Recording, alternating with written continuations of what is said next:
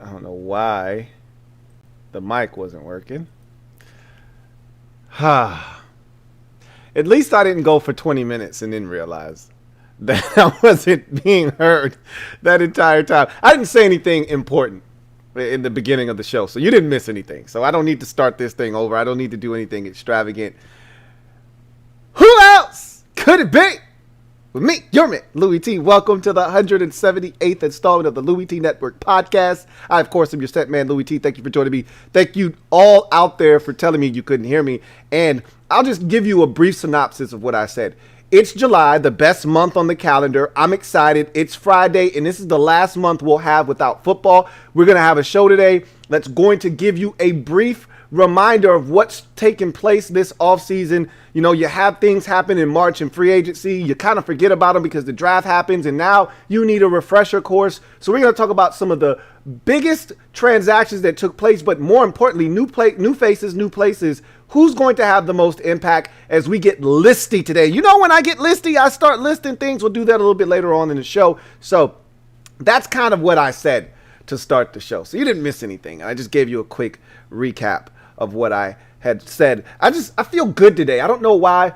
Feel great. It's Friday. I think I know why I feel great, because it's the start of the weekend. I always feel great. Even though it's gloomy outside and we're getting a little bit of remnants from the hurricane, I still feel really good. I feel excited, and I can't wait to get this weekend kicked off. Although I don't think I'm doing anything of note. Maybe I am. Maybe I'm not. I don't know. We'll see. But in any event, how are you guys doing? Hopefully your Friday is treating you as well as mine has to this point, and hopefully you have a blast this weekend coming up. Stay safe, but enjoy yourselves out there safely. That said, thank you for joining me on the 178th installment of the Louie T Network podcast on this Friday. You could be anywhere else, but you're kicking it here with me, your man, Louie T, and I greatly appreciate you guys for that. So without any further ado, let's get to the proceedings this evening. Shall we? I think we shall. Let me drop this gem on your melon. Open your mind, let your conscience be free. You're now rolling with your man, Louie T double E. Let me open you up. Get you thinking a little bit. So, I was taking a look at an article today, as I often do as I start to prepare for the podcast, and I see Stephon Gilmore and him talking about his contractual situation in New England. We've talked about this on the podcast in the past.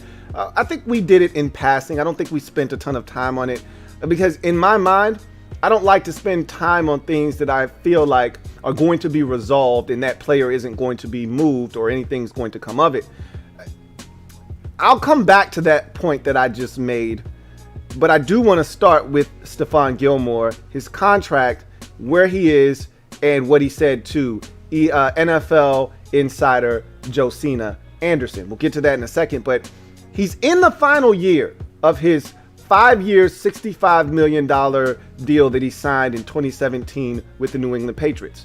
This deal that he signed back in 2017, as we all know, is outdated now. He's the 9th highest paid corner. Wait, I take that back. There are, I believe, let's see. No, I'm thinking of a different player. The man is scheduled to make $7 million in base salary in 2021. I don't know where that ranks, but I would imagine it ranks in the bottom 4th of the league. Okay, not the bottom half, not the bottom 3rd, the bottom 4th in the league of corners, starting corners, that is. For a guy of his caliber that we consider to be a top 5 corner, top 3 in this league, depending on who you ask, he can't be making $7 million. At least that's what he's thinking in his mind. He's not wrong. So he wants what he wants. He's like, yo, where my bread at, man? I see all of these other dudes out here that are not better than me getting broken off. He's like, Ronald Darby is making $10 million this year. You trying to tell me Ronald Darby's better than me? Seriously? So he's looking around the landscape of the NFL and he's like, yo, okay, it's too many dudes getting paid more money than me. So he's like, I just want my bread that belongs to me. So Stephon Gilmore talked to NFL insider Josina Anderson, and this is essentially what he said. Quote, I just want what I'm worth. However that plays out, every player should be paid what they're worth. That's just how it is. Closed quote. Essentially what he's saying is they know I'm a much better player than $7 million per year, and I can't play for that. That's peanuts. And I'm worth more than that. And I'm worth way more than that to the New England Patriots, which is why, back to my initial point, he's not getting dealt. Which is why I haven't talked about Stephon Gilmore and his frustration in New England all that much, because I don't expect Bill Belichick to do something foolish here. I've said this a million times. You can go back in the archives and you can check. I repeat myself like a broken record when it comes to Bill Belichick and his success defensively in New England or wherever he's been.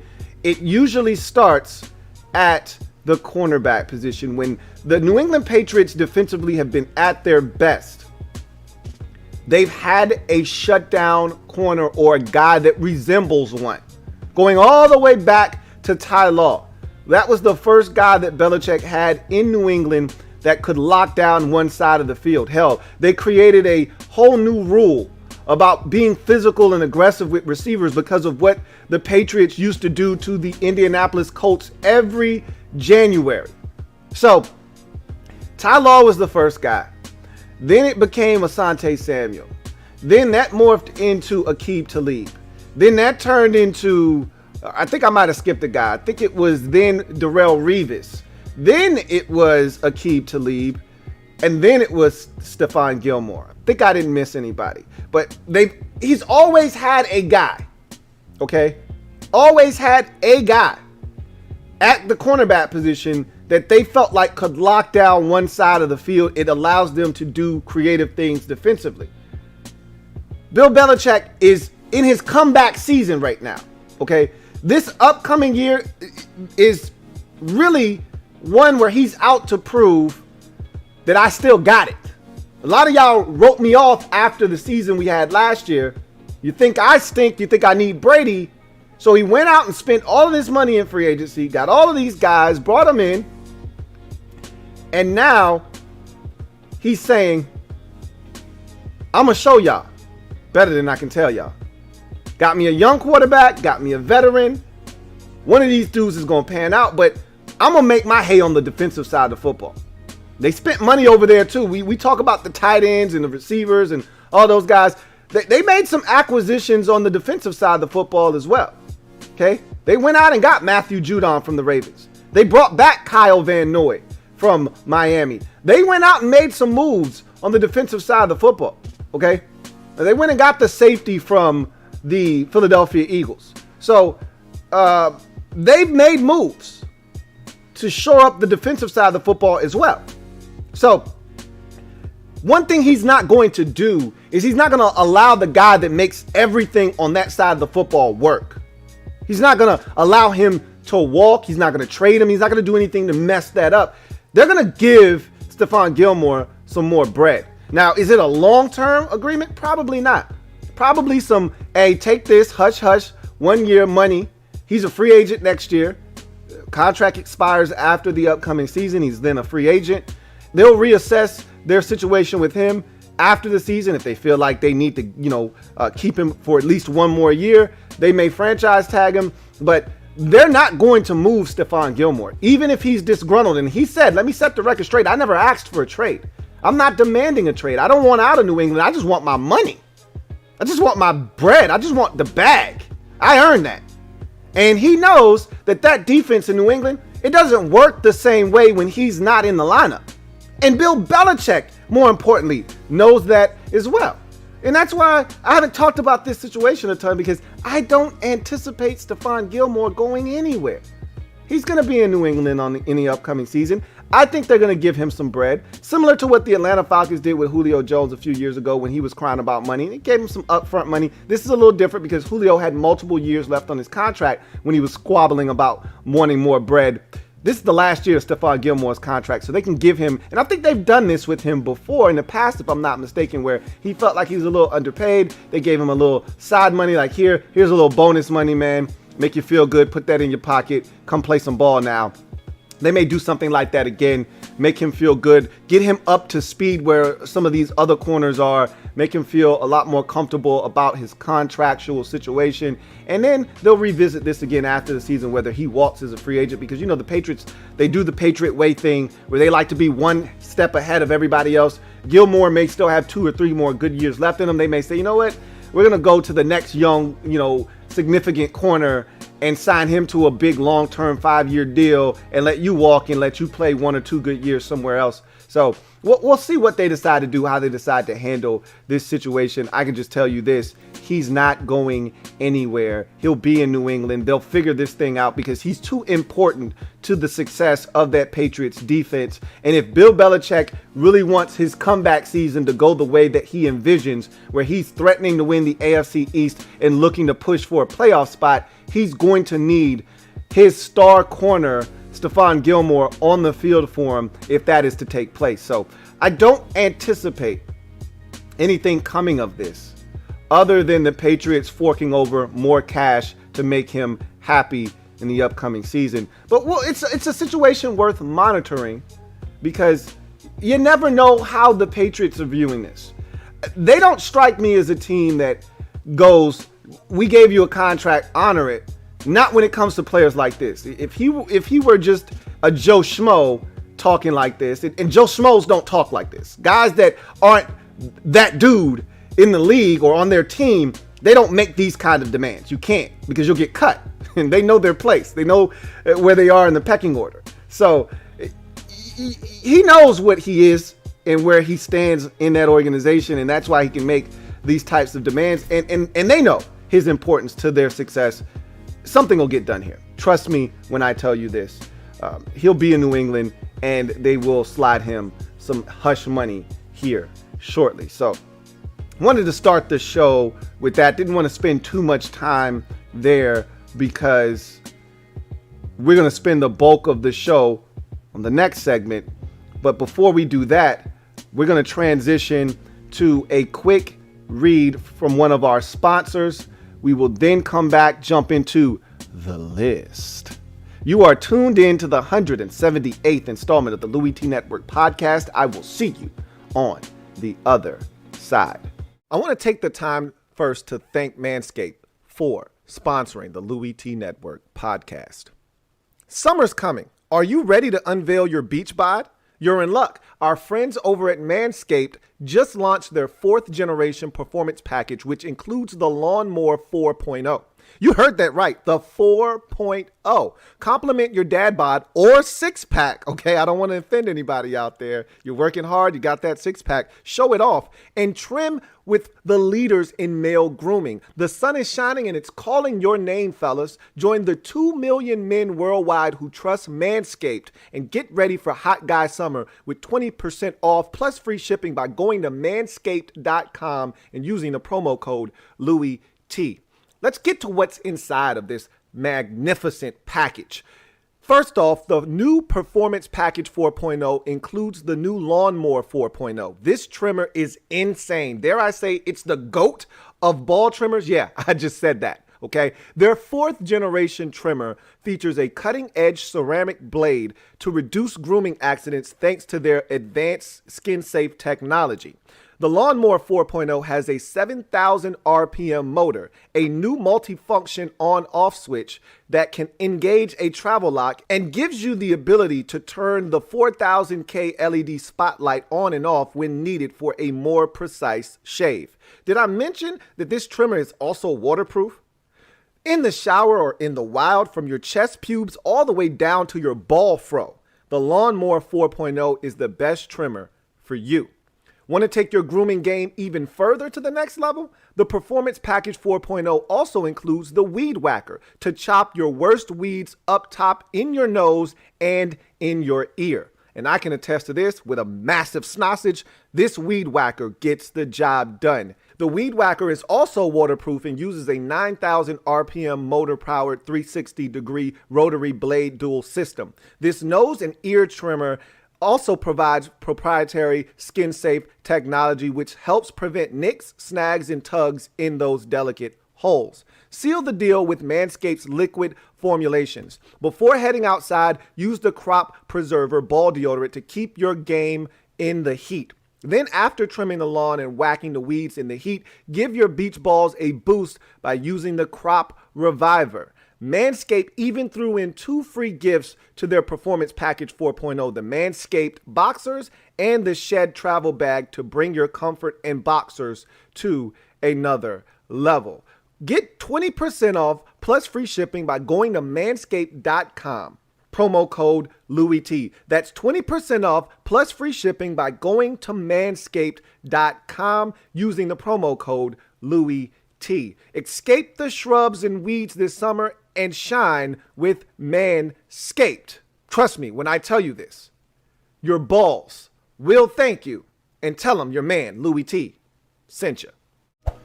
Welcome back to the 178th installment of the Louie T Network podcast. I am your set man, Louie T. Thank you for joining me. I got to say this. I really do appreciate you guys. I've had shows where there was no audio, and I was just flapping my gums for up to 30 minutes before I realized that there's no audio. I've said so much in that time. There have been rants that if you would have heard it, you would have been like, whoa, that's epic. That weren't recorded because there was no audio. So I really appreciate you guys nipping that in the bud immediately. That could have gotten really, really ugly. I don't know why the microphone wasn't synced up there, but I'm so glad you guys were able to grab my attention and get me to fix that, because that could have been just brutal. I talked about how my Friday's been going excellent. That could have really thrown a wrench in that. That would have pissed me off. It really would have put a nice little damper on what's been an outstanding Friday. But enough of that. I want to talk about the list. You know how it is. When I get listy, I start listing things.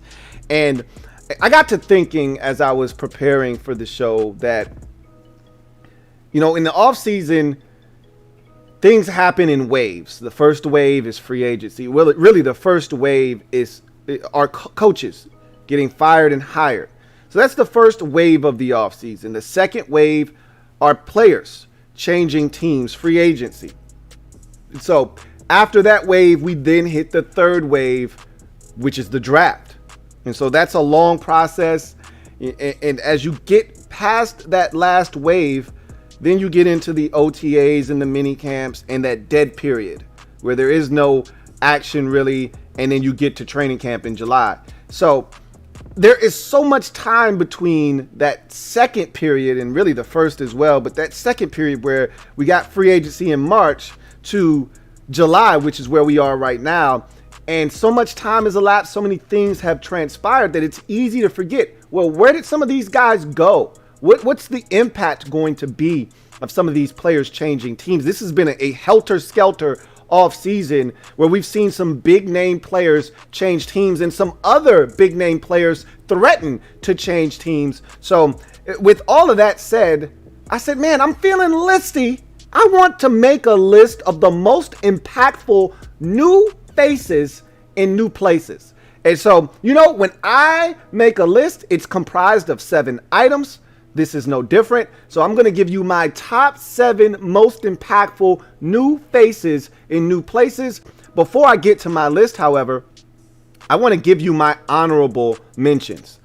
The teams and the players that have changed teams that I think are going to have an impact that just missed making my list. So we start with the New England Patriots and a quartet of players that I think are going to help change the way their offense looks. The reason they didn't make my list is a reason that another group of players didn't make this list for me, and I'll explain here in a second. But Hunter Henry, tight end from the Chargers, Jonnu Smith, tight end from the Titans, wide receiver Nelson Aguilar from the Vegas Raiders, and Kendrick Bourne, wide receiver from the San Francisco 49ers. All 4 of those guys were signed by the New England Patriots this offseason. One of the biggest complaints I had about the Patriots offense last year outside of the quarterback position, which was a mess, an abject disaster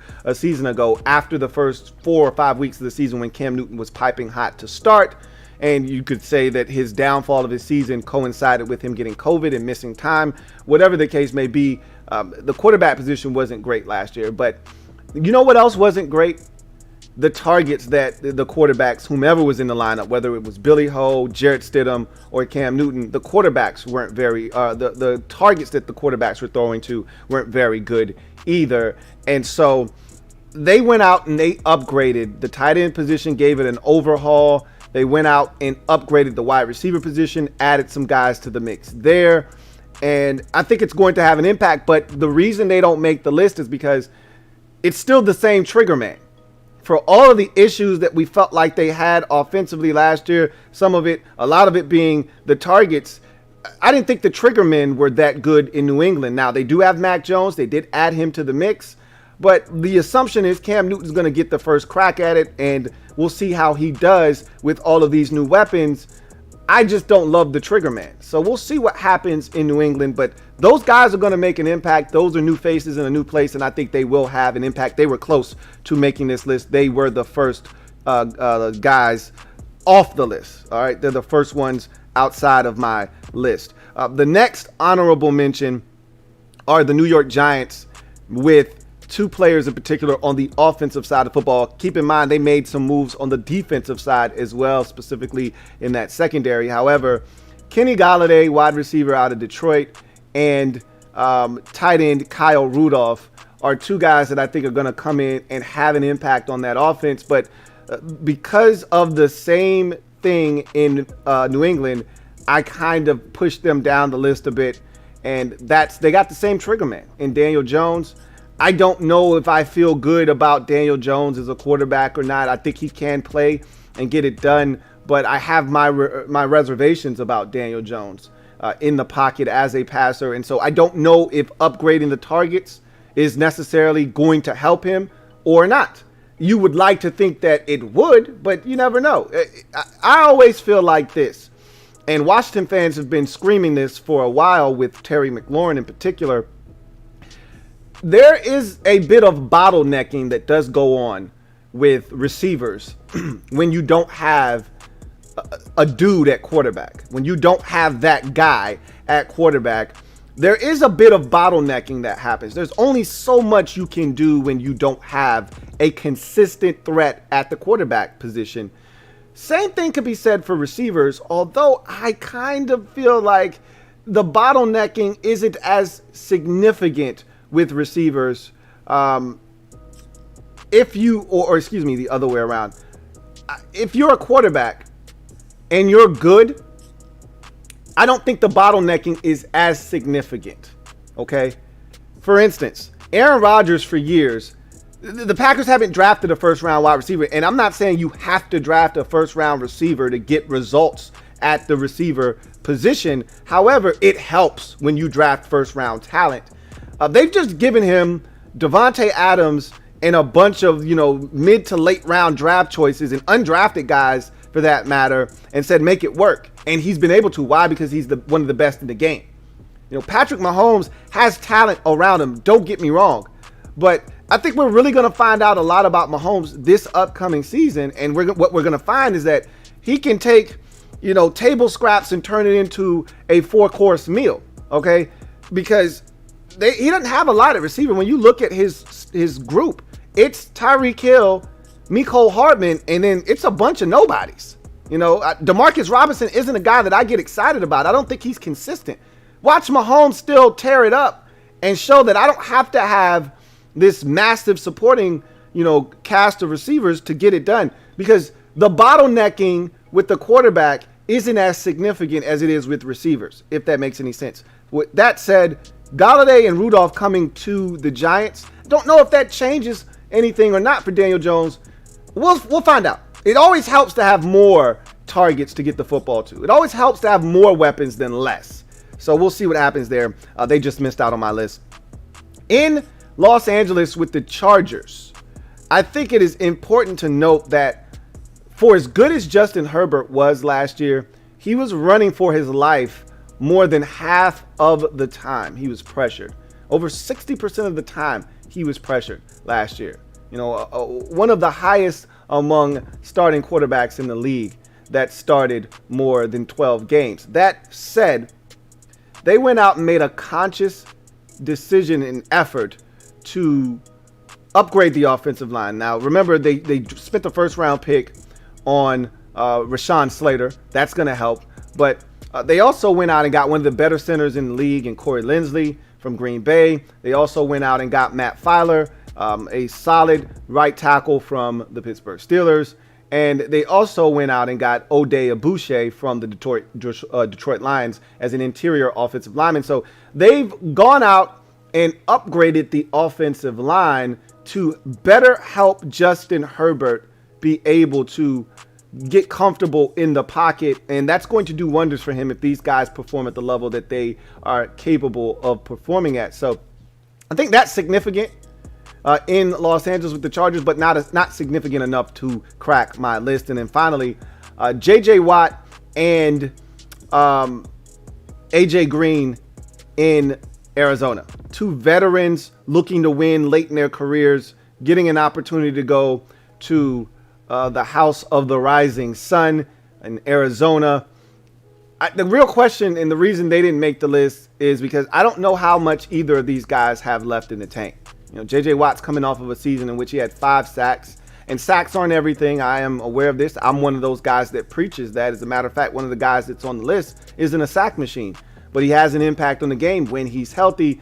But J.J. Watt's biggest impact is usually sacks and batted balls. And that's how he's able to impact the game.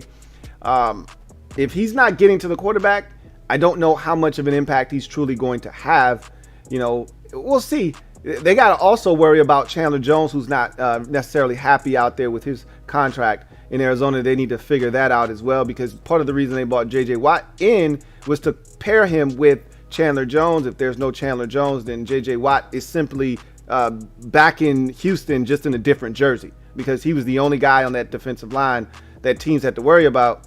He'll be the same thing in Arizona if there is no Chandler Jones. So they really need to figure that situation out. But A.J. Green didn't look like himself last year. That's understandable. Here's a guy that hadn't played football in what felt like 2 years almost. And so obviously there was going to be some rust. There was going to be sort of a feeling out period for him to get back into the swing of things. Is that the case? Did he need time to get back into the swing of things? Or is Father Time tapping him on the shoulder and saying, hey, come on, time for you to come with me? I think it's the former, not the latter. I think you're going to see a resurgence in A.J. Green. I don't think his best football is gone quite yet. So I think those guys could have an impact, but it's debatable. We will see.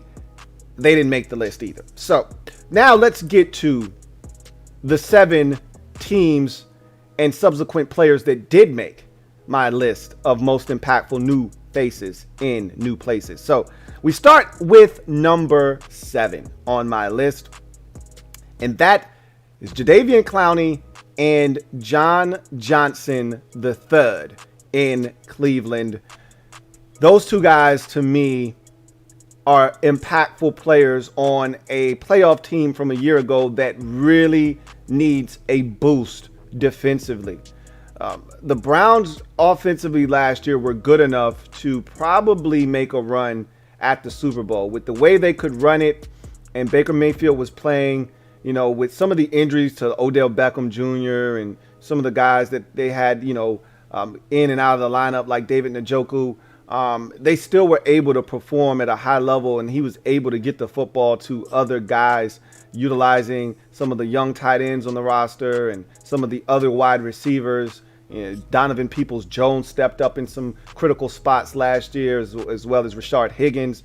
But when you look at what they were able to do offensively, their run game was the catalyst for everything that they did, and they were damn good on the ground with Kareem Hunt and Nick Chubb. That said, for as good as they were on offense at times, they were equally as bad on defense. There were some shootout games where the offense had to go above and beyond the call of duty because the defense simply wasn't good enough to hold on to what was a momentous lead.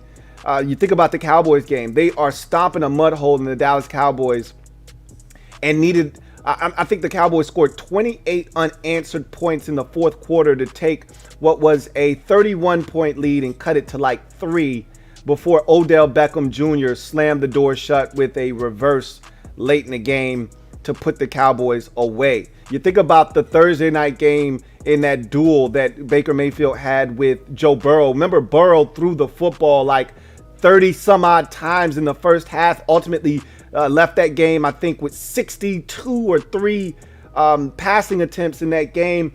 And they had to hold the Cleveland or the Cincinnati Bengals off 34-30 or something like that in a shootout. I think about the other game against Cincinnati where they're trailing late after Burrow takes them down the field late in the ball game, scores a touchdown. Mayfield has to then rally them with a series of unbelievable throws to get them into the end zone. I think he ultimately hits Donovan Peoples-Jones on a beautiful throw into the end zone for about a 35-yard touchdown to win them that game in a come from behind fashion. And then you think about the Ravens game, which was probably the most epic game of the season, regular season wise, all season long. Monday night game, the Ravens and the Browns are going toe to toe. AFC North battle. The Ravens have to have this. They cannot afford to lose. They lose this game, they're probably not going to make the postseason. Lamar Jackson gets hurt. The Browns seem to be in control of the game, and they can't stop the Ravens offensively from scoring. Lamar leaves. They start to get some stops.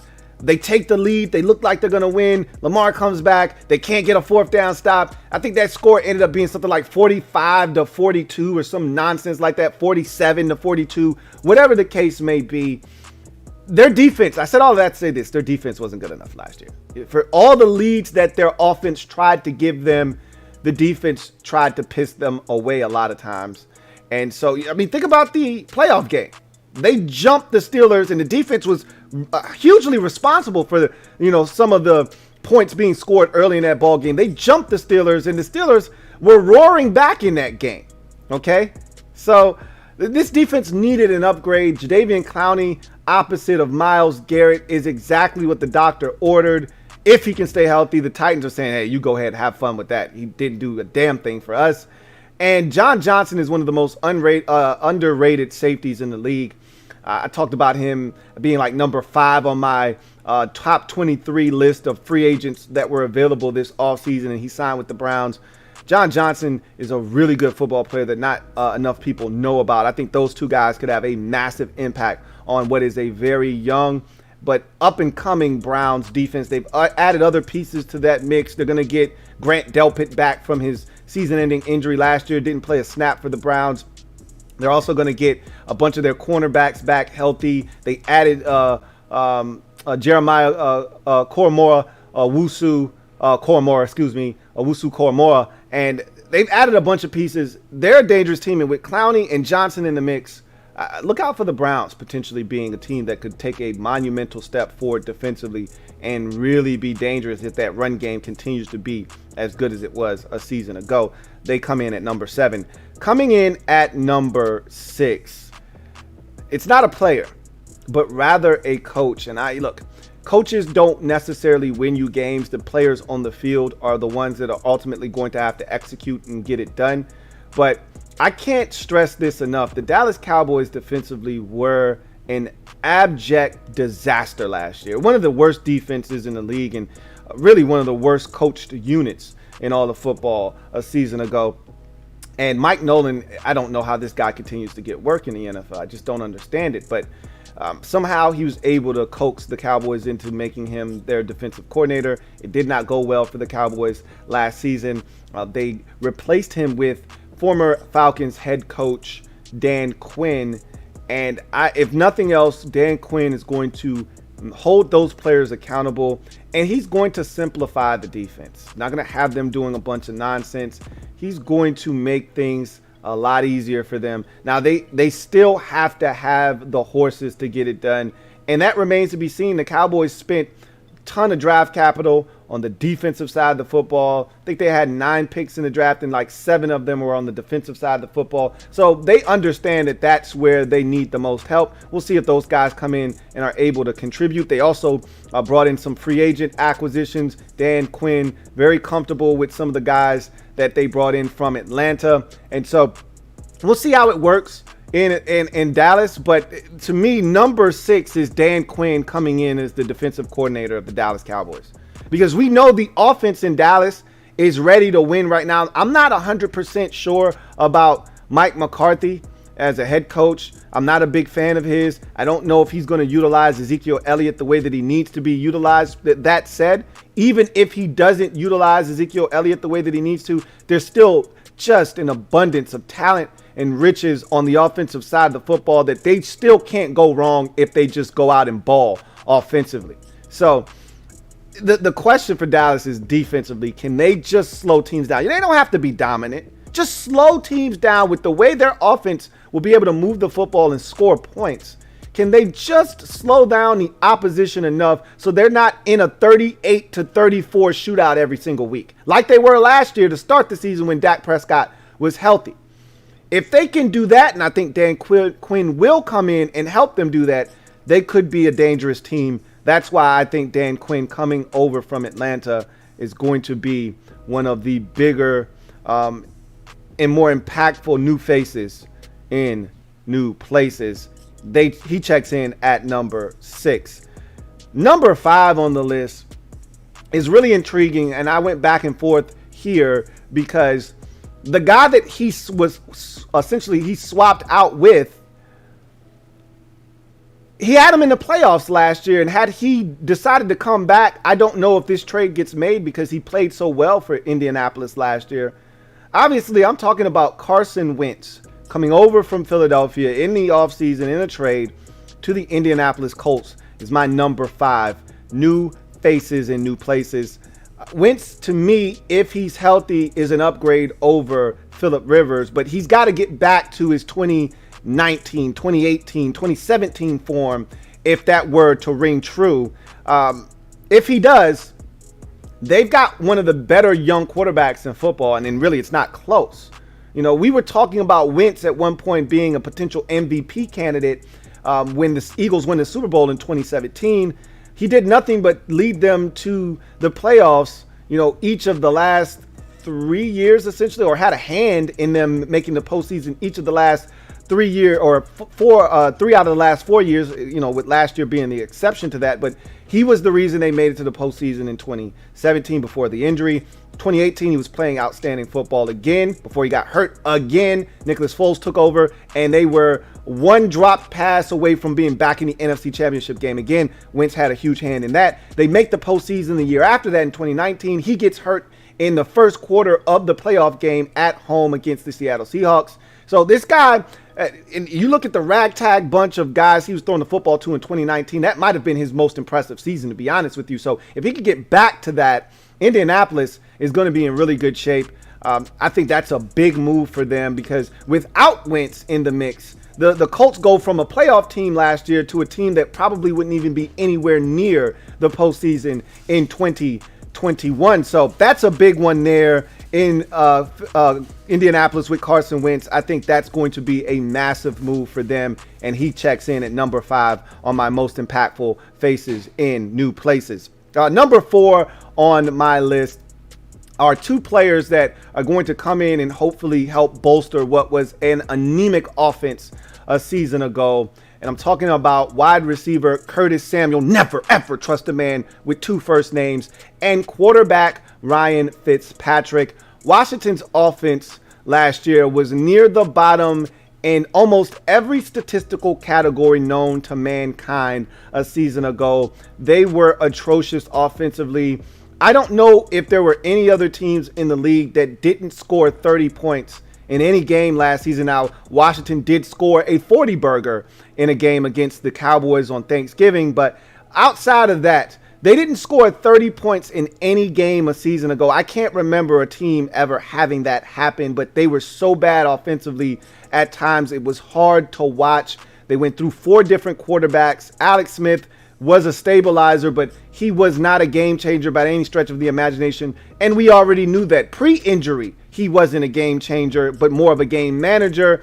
And that's exactly what he was a season ago. With that said, you bring in a guy that is the polar opposite of Alex Smith in Ryan Fitzpatrick, who's going to push the football down the field and give Washington a chance to stretch the field vertically, which is something they failed to do consistently, really at all last season. And then Terry McLaurin, poor Terry, has been out there trudging along by himself at the receiver position since coming into the league in 2019. He's finally going to get a running mate, several, as a matter of fact, as they went out and added, several guys via free agency and the draft. But in particular, Curtis Samuel is the guy that they pegged to be his running mate at the receiver position, a guy that can do a multitude of things and should give this offense some diversity. And so if you're Washington, with the defense that you were able to play a season ago, we're going to see how good that defense is. They're going to be tested this upcoming season with the schedule that they have. With that said, if the defense is anywhere near as good as it was last year, and the offense can improve upon what was one of the worst units in football a season ago, you're thinking those two guys coming in are going to help do that. This team is going to have a fighting chance in the NFC East. I think they're going to be hugely responsible for any change in a positive manner in Washington. Those two guys, I think, are the number 4 most impactful changes to a roster this offseason. Coming in at number 3, Julio Jones, traded to the Tennessee Titans from the Atlanta Falcons. His trading to Tennessee immediately gives the Titans Super Bowl aspirations, and rarely does that happen with the changing of teams with a receiver. Normally that's reserved for quarterbacks only, but Julio Jones and his impact when healthy is so great that it gives the Titans something that they not necessarily lacked, because they had Corey Davis. However, Corey Davis isn't Julio Jones. Hell, A.J. Brown isn't Julio Jones. So they have upgraded the wide receiver position. And keep in mind, this is a Titans team that 2 years ago was in the AFC Championship game, and last year won their division, hosted a playoff game, and was bounced in Wild Card Weekend. So 2 straight years of making the postseason. They had a 2,000-yard rusher last year in Derrick Henry. So with that kind of run game, play action fake now becomes that much more lethal. You had guys last year that were able to take advantage, but not like Julio Jones. Things are really going to change. You're going to have to defend the Titans differently. You're going to really have to pick your poison, because now with Derrick Henry being the dynamic rusher that he is, if you want to stop him, you're going to have to dedicate that 8th defender to the box. And we've seen him and that Titans offensive line and blockers destroy 8 and 9 man fronts. And that's why we see Derrick Henry ripping off these 92 and 95 yard runs, because they come up, they try to stop the run, he hits a crease, and as we saw in college, nobody catches this guy from behind, so now if you bring up that extra defender in the box to stop the run, now you got to pick your poison outside, because Corey Davis wasn't really a deep threat. Now A.J. Brown can hurt you on one side, and Julio Jones can hurt you on the other side. And if you decide, well, don't want to get beat over the top by Julio, we're going to give AJ one-on-one on the other side. Well, good luck with that. If you say, okay, we're going to keep our safeties back, we don't want to get beat, now Derrick Henry has a light box. So it's going to be tough to defend the Titans. That, to me, is a massive move for them, and it gives them a chance to really be dominant offensively to go along with the defense that we think is going to improve in the upcoming season. So Julio Jones to the Titans, my number 3 most impactful new faces in new places. We get to number 2 on my list, and it's Orlando Brown, Joe Thuney, and Kyle Long to the Kansas City Chiefs. Think about this for a second. The Chiefs' offensive line was the number 1 reason the Kansas City Chiefs didn't win the Super Bowl last year and go back-to-back for the first time since, 03-04 when the Patriots did it. The reason the Chiefs weren't able to go back-to-back was because their offensive line was in shambles by the time they got to the Super Bowl.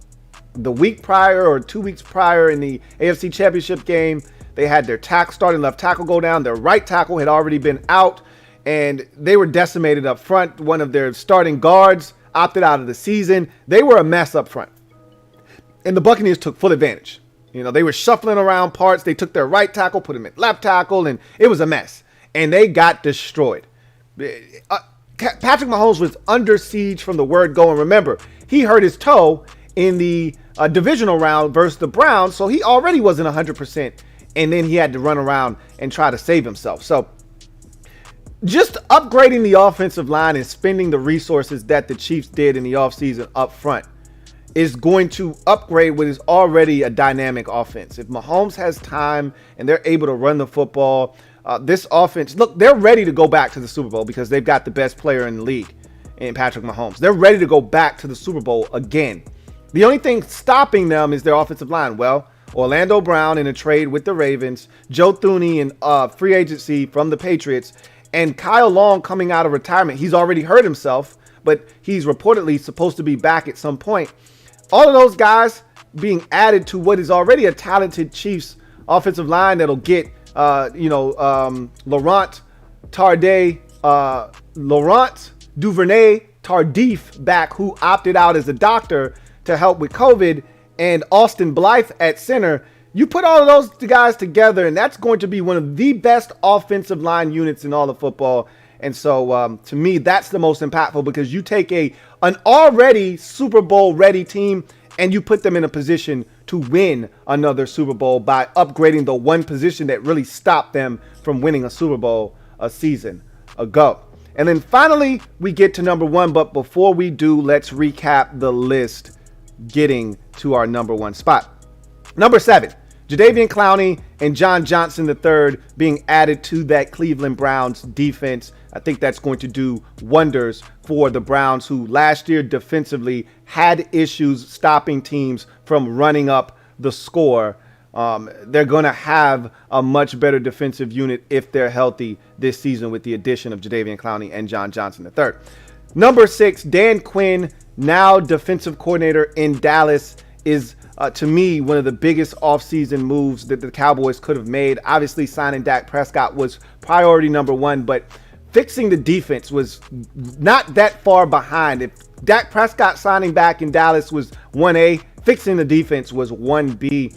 And the best way to do that, if you're Dallas, is to fix the defensive coordinator, the guy that's coaching those players and putting them in positions to succeed. Dan Quinn's going to come in and give them a bit of stability on the defensive side of the football with the way he's going to call their defense and put some of their players who are talented, contrary to popular belief, in positions to succeed. He comes in at number 6 as the new defensive coordinator in Dallas. Number 5, Carson Wentz to the Indianapolis Colts. They swap out aging veteran Phillip Rivers, who retired in the offseason, for Carson Wentz. They made the postseason.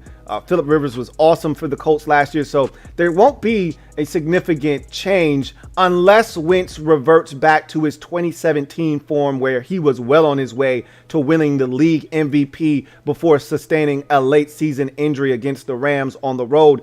If he can get back to that status, the Indianapolis Colts then ascend as one of the favorites to be in the AFC Championship game. If he just can play at the level that he did in 2018 and 2019, the Colts are going to be back in the postseason and threatening to advance in the postseason. Number 4, Curtis Samuel and Ryan Fitzpatrick to Washington this offseason to help what was one of the worst offensive units in all of football. Terry McLaurin needs a running mate. He gets that in Curtis Samuel. Also, it doesn't hurt that that's his best friend from college. And the Washington football team needed an upgrade at the quarterback position. Don't know if Ryan Fitzpatrick is necessarily an upgrade, but I do know he's going to make things exciting and push the football down the field vertically, something that this team refused to do at the quarterback position a year ago. Number 3, Julio Jones to the Tennessee Titans in a blockbuster trade this offseason that saw the Titans acquire the former All-Pro wide receiver. You add him to the mix with A.J. Brown in a dominant run game featuring a 2,000-yard rusher in Derrick Henry, and things change drastically for the Tennessee Titans. They go from a team that's cute in the AFC South, may win the division, may not win the division, to they're definitely winning that division if they're healthy, and they could make some noise if they get to the postseason. Number 2, Orlando Brown, Joe Thuney, and Kyle Long all helping bolster the offensive line in Kansas City for the Chiefs. The number one reason the Chiefs were blown out in the Super Bowl was their inability to protect Patrick Mahomes. Making the moves that they made this offseason, trading for Orlando Brown, signing Joe Thuney to a massive contract, and wooing Kyle Long out of retirement, all go a long way in helping the Chiefs repeat as AFC Conference champions and potentially get that all-elusive Lombardi trophy for the second time in 3 seasons. Finally, we get to my number one most impactful: new faces in new places. And to me, without a doubt, it is Matthew Stafford to the Los Angeles Rams, coming over in a blockbuster deal with the Detroit Lions. I was reading an article a couple of days ago in which Kyle Shanahan said he was on vacation in Cabo watching film of Matthew Stafford, and he realized this is the guy that will win us a Super Bowl in San Francisco. I got to get this guy. And they tried like hell, just like Washington did, and several other teams that threw their name in the Matthew Stafford sweepstakes this offseason. But unfortunately, there was no winning against the guy that used to be in L.A. and Brad Holmes, and, you know, the guy that was his mentor in L.A. and Thomas Dimitroff. There was no winning, or Demoff. There was no winning there. All right, Demoff and Brad Holmes were like this. And so there was this synergy between the two, a working relationship. They had this, you know, Holmes still believes in Jared Goff, so they needed somebody to take Jared Goff off of their hands. No one else was looking to do that. No one else wanted that contract. And so you weren't going to be able to beat the deal that the Lions gave the or the Rams gave the Lions. No one was going to be able to beat that deal. That said, Matthew Stafford is the kind of quarterback that if you put him on your team and you're ready to win, it automatically ascends you to Super Bowl status as a team that could win it all in the upcoming season. You put Matthew Stafford on the San Francisco 49ers right now, and they are right there with Tampa Bay as prohibitive favorites in the NFC conference. Because he's not in San Francisco, they're not in that discussion. There are about 2 or 3 other teams that are ahead of them, including a Aaron Rodgers-led Green Bay Packers team when Rodgers decides to show up. This same Rams team that we're talking about with Stafford, and of course the defending Super Bowl champion Tampa Bay Buccaneers. That said, when you look at what Stafford is, a lot of people look at him and say he's a loser, hasn't won in the postseason, this, that, and the third. I just say I look at a guy that is a marksman. I look at a guy that is a sharpshooter at the quarterback position that will shred you if given an opportunity to do so. Has been one of the better quarterbacks in the league and just hasn't had a ton of support on the defensive side of football and any consistency with the running game. And they haven't had a ton of targets, even though there have been times, obviously, heavens to Megatron and, you know, Marvin Jones, and they had Kenny Galladay. They've had guys, you know, Golden Tate at one point, but they've always lacked that key ingredient, whether it be the run game or it be the defense. They've always lacked something. And you add Matthew Stafford to the mix with this Rams team that is ready to win right now. Sean McVay couldn't get rid of Jared Goff fast enough to get Matthew Stafford. We've heard about how happy he's been this offseason. When asked, is he happy about having Matthew Stafford, he said, "Damn right I'm happy." Tells you all you need to know. Matthew Stafford, the reason he's number one on my list is that he took a team that wasn't going to be in the Super Bowl conversation without him. And with him being added to the roster, they now jump to not necessarily the front of the line, but towards the front of the line. If they're not ahead of Green Bay, they're right there slightly behind them as Super Bowl favorites in the NFC. So Tampa Bay's number one. No one's leapfrogging them. But with Matthew Stafford and the number one rated defense from a season ago in L.A., and no one thinks that's going to change with two of the most dominant players in the league at their respective positions on defense, and Aaron Donald, never, ever trust a man with two first names, and Jalen Ramsey at the cornerback position. Most people think they're going to do it again defensively. Now you add a guy that's one of the top quarterbacks in the league offensively with the weapons that they already have, and they added Deshaun Jackson to the mix. Even if he only plays in a handful of games, he'll be impactful in those handful of games. Okay? So they've got a ton of weapons out there, and they added a quarterback that now puts them in the discussion of winning a Super Bowl. To me, when you have a guy that moves the needle as much as Matthew Stafford has done for the Los Angeles Rams, that's how you end up number one on my most impactful new faces and new places list for the upcoming 2021 NFL season. So with that said, let's get to our final segment of the show, garbage time. And if you haven't already done so, do me a huge solid. Hit that subscribe button and turn on your notification bell for more great content here on the Louie T Network. Make sure you hit that like button. Once again, only 24 likes. There are over 40 of you out there. We can get up to 30. We can do that. You know, we can get up to 30 and be approaching 35, 40 before it's all said and done. So if you haven't hit the like button, please do me a huge solid and touch the like button. That said, I want to finish up the show talking about franchise tag players. So that deadline for franchise tag players to sign a long-term deal is vastly approaching. Next Thursday, on July the 15th, the deadline will come and it will go. And if you have not signed your franchise taggee to a long-term deal, he will play under the franchise tag in the upcoming season. We will talk more about this next week as we approach that deadline on Thursday, probably on Monday or Wednesday's show. We will talk about that at greater detail and length. However, I do want to introduce the conversation right now just to whet your palate a bit. Now, obviously, three players have reached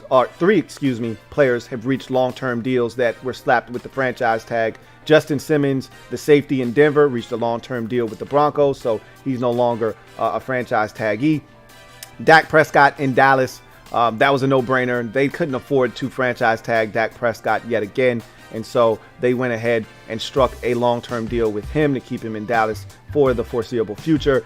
And in New York with the Giants, Leonard Williams reached a long-term deal after being slapped with the franchise tag. I bring this up because two guys in particular, I don't see them reaching long-term deals and really don't have any incentive to do so. One being Brandon Sheriff in Washington. I just don't see how there's any way he's interested in signing a long-term deal when he is scheduled to make $18 million essentially this upcoming season. No deal that he would sign at this moment will make him the kind of money that he'll make in 1 year and then turn around and be able to make a lot of money again next year in signing a brand spanking new deal and getting upfront money, signing bonus, all of that good jazz. There's no reason when he can double dip, get the $18 million this year and then sign the long-term deal next year. It just doesn't make any sense for him to do anything but play under the tag, which I surmise he will. That said, Allen Robinson just recently came out and said, I haven't had really any discussion with the Bears. I'm cool with playing under the franchise tag. It's right around $18 million for Allen Robinson in the upcoming season. And he said, look, I just want to be paid like I should be paid. Essentially, same thing that Stephon Gilmore was saying about his contract situation in New England. Look, I just want to be paid what I feel like I deserve. Allen Robinson's saying the same thing. He's looking up, and there are 9 receivers in the league that are being paid north of $18 million, which is essentially what he's being paid on the franchise tag. And the guy that is the leader in the clubhouse is DeAndre Hopkins, who's making north of $27 million. And he's like, yeah, I'm every bit as good as him. I should be making that kind of bread. And the Bears are like, oh, that's cool, but we're not paying you that kind of money. So you'll take this 18 this year, and we'll revisit the situation next year. More likely than not, Allen Robinson will be a free agent next year. We'll see if he gets his money or not. Bottom line is, he's not signing a long-term deal before July's deadline, July 15th, and neither is Brandon Sheriff. And there are several other guys that are on the franchise tag that I don't think are going to reach long-term deals with their team, like the Saints safety Williams or the Jets safety Marcus May. I don't think either of those guys are going to reach a long-term deal by July 15th. But again, we'll have plenty of time to talk about that next week. But I did want to just introduce that topic on the heels of Allen Robinson talking about the Bears and saying, hey, look, I haven't heard from them. We haven't even discussed a long-term deal, and I don't see anything getting done. I don't anticipate anything getting done because I don't even think Allen Robinson necessarily wants to be in Chicago. This is an audition season, essentially, for all intents and purposes, for all parties involved. The Bears, if they were to see that Justin Fields is legitimately their quarterback of the future and he just has this outstanding chemistry with Allen Robinson, it makes it a lot tougher to part ways with Robinson next year when he becomes a free agent. But if there is no synergy there and they feel like they're spending all this money on a receiver that they're not getting the most out of because their quarterback position is still a mess, I talked about bottlenecking. That would be a prime example of you spending a ton of money on an item that you can't fully use and get the most out of. It's like having a dope pair of shoes that costs $400, but you don't have shit to wear with it. What good are those shoes if all you're going to wear are white tees all the time when you put it on? Like, there has to be some kind of wardrobe accessories that you have to complement those $400 shoes, or else you're not really getting the proper mileage and usage out of those shoes. It's the same thing with Allen Robinson. That's a shiny wide receiver toy that you have there that costs a ton of money. But if you don't have a quarterback to get him the football, you're kind of wasting your money. So we'll see what happens there. At the end of the day, I don't think you're going to see too much movement before this July 15th deadline with the guys that haven't signed long-term deals. If you really want to sign your guy to a long-term deal, you usually make headway well before the deadline. Now, we've seen instances where, we get to the 25th hour, the 23rd hour, if you will, and then guys, teams and guys' agents start to really ramp up conversations. We saw it with Von Miller one year with the Broncos. You see it happen from time to time, but I don't think there are any of those guys in this year's crop of free agent taggees. So I don't think we'll see anything really transpire. But again, we'll talk more about it next week. So that's going to do it for me, your man Louie T, on the 178th installment of the Louie T Network podcast. Can't thank you guys enough for joining me. Look forward to chopping it up with you next week. Hopefully we'll be back in the saddle on Monday with a fresh episode for you to consume. We'll see. Never know what happens and what's going on, but more likely than not, I'll be back on Monday and we will talk about a bevy of new topics. With that said, I am going to glide to the side and allow you to get to your weekend. Hopefully it is an enjoyable one. I am going to enjoy my weekend, that is for sure. Get off the bench, get in the game, and kick it with me, your man Louie T. Until next time, you guys have a good one. Take care and enjoy the festivities. LouieTeeNetwork.